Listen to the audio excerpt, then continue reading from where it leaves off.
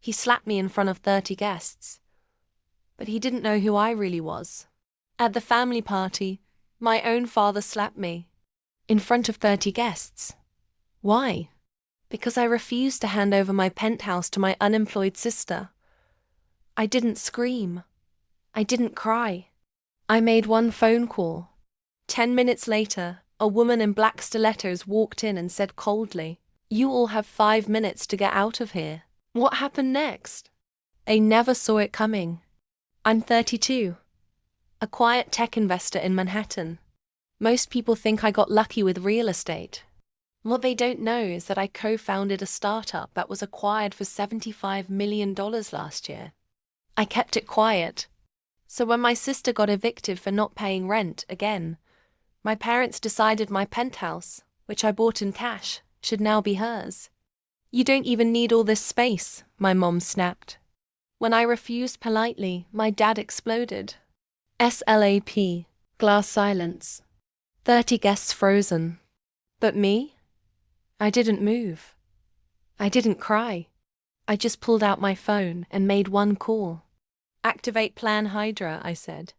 "Confirmed," replied the voice on the other end. 10 minutes later, the woman in stilettos arrived. Her name was Camilla. She's my personal legal strategist. She handed my parents a thick envelope. "This property is privately owned by Miss Morgan under a shell corp registered in the Caymans. You are all now trespassing. You have 5 minutes to vacate the premises, or we'll be pressing charges." My mother turned pale. My father looked like he'd been punched. "Charges?" he barked. Camilla smiled. "Yes, for fraud, attempted coercion, and a juicy little thing we found in your tax records. You see, I never told them I owned 3 other properties under shell companies, or that I had quietly investigated my father's business, the shady import firm in Jersey. Turns out, he'd been laundering money for years.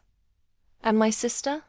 She'd been siphoning off Mom's retirement funds to gamble online. I had proof, all collected over 6 months. They thought I was just the quiet, soft-spoken daughter. They forgot I was also the architect of their downfall. Camilla handed each guest a sleek envelope. "For your information, Miss Morgan is filing a restraining order against her family. You'll be hearing from us soon." They stumbled out in silence. No scene, no protest. Just fear. Because they finally realized who I really was.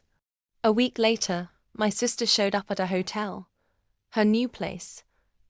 But when she tried to check in, her card was declined. The hotel manager handed her a letter. "This suite was prepaid by Miss Morgan. Enjoy your stay." In Arizona. That's right.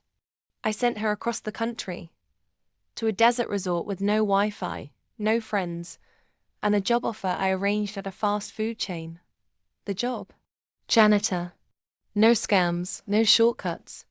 Want more stories of cold revenge, unthinkable comebacks, and twists you won't believe? Hit that subscribe button and turn on notifications. Because next time, it just might be your story.